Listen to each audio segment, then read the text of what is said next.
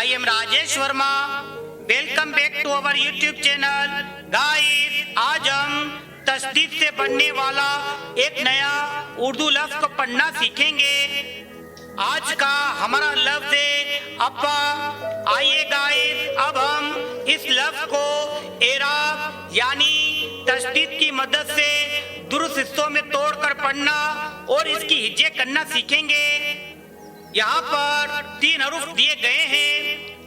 पहला हर्फ अलिफ, दूसरा हर्फ बे, तीसरा हर्फ अलिफ। यहाँ बे के ऊपर तशदीद की एराब है। तशदीद के कायदे के मुताबिक तशदीद जिस भी हर्फ के ऊपर आता है उस हर्फ को 2 बार पढ़ा जाता है, यानी इस हर्फ को अपने से पहले आए हुए हर्फ यानी अलिफ के साथ जुड़कर पढ़ा जाएगा और इसी तरह अपने बाद आए हुए हर्फ यानी अलिफ के साथ जुड़कर पढ़ा जाएगा। आइए गाइस, अब हम इन हरूफ को एराब यानी जबर, जेर और पेश की मदद से आपस में जोड़कर पढ़ना सीखेंगे। यहाँ पर हरूफ की 2 जोड़ियां दी गई है। पहले हर्फ की जोड़ी में 2 हर्फ है। पहला हर्फ अलिफ, दूसरा हर्फ बे। इन 2 हर्फों के ऊपर जबर की एराब है।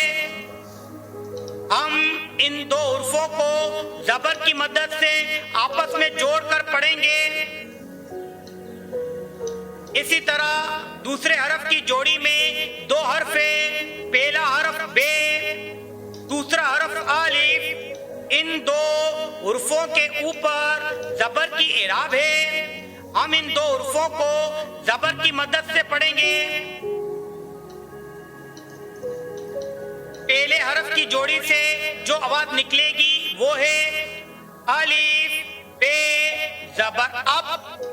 दूसरे हर्फ की जोड़ी से जो आवाज निकलेगी वो है बे अलिफ जबर बा।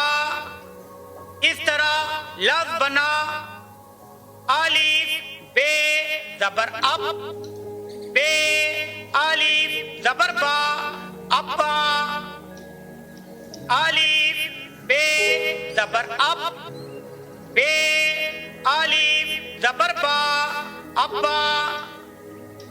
गाइस, अगर आपको हमारी ये वीडियो पसंद आई है तो इसको लाइक करें, शेयर करें और इस चैनल को सब्सक्राइब करना ना भूलें। फिर मिलेंगे अगली वीडियो में। Thanks for watching.